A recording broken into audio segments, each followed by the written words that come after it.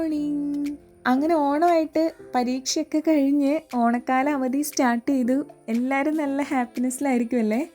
നമ്മൾ കുട്ടിക്കാലം മുതലേ ചെയ്യുന്ന, എൻ്റെ അറിവ് വെച്ച പ്രായം മുതൽ നമ്മൾ വീട്ടുമുറ്റത്ത് അത്തം മുതൽ തിരുവോണം വരെ പൂക്കളം ഇടാറുണ്ട് കേട്ടോ.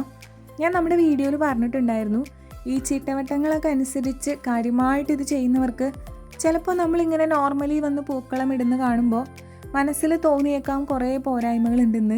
ഞാൻ പ്രതീക്ഷിച്ച പോലെ തന്നെ കുറച്ച് വിമർശനങ്ങളും ചിട്ടവട്ടങ്ങൾ ഇങ്ങനെയൊക്കെയാണ്, ഇതുപോലെ തന്നെ ചെയ്യൂ അല്ലെങ്കിൽ ചെയ്യണ്ടെന്നൊക്കെ പറഞ്ഞിട്ടുള്ള മെയിലൊക്കെ എനിക്ക് വന്നിട്ടുണ്ടായിരുന്നു. ശരിക്കും പറഞ്ഞാൽ ഞാൻ നല്ല ബഹുമാനത്തോടു കൂടി തന്നെയാണ് കേട്ടോ ഈ കാര്യങ്ങളൊക്കെ ചെയ്യുന്നത്. ഓണം കേരളത്തിൻ്റെ ദേശീയോത്സവമാണല്ലോ. അപ്പം കേരളത്തിലുള്ള എല്ലാവർക്കും ഓണം ആഘോഷിക്കാനുള്ള അവകാശം ഉണ്ടെന്നാണ് ഞാൻ വിചാരിക്കുന്നത്. വളരെ കൊച്ചുകുട്ടിയായിരുന്നപ്പോൾ ചേച്ചിമാരും ഞാനും കൂടെ ഇട്ടു തുടങ്ങിയതാണ് ഈ ഓണപ്പൂക്കളം. നമ്മുടെ ഒരു സംസ്കാരത്തിൻ്റെ ഭാഗമായിട്ട് വളരെ ബഹുമാനത്തോടെ ആയിട്ടോ ചെയ്യുന്നത്. അപ്പോൾ എല്ലാവർക്കും ഹാവ് എ നൈസ് ഡേ.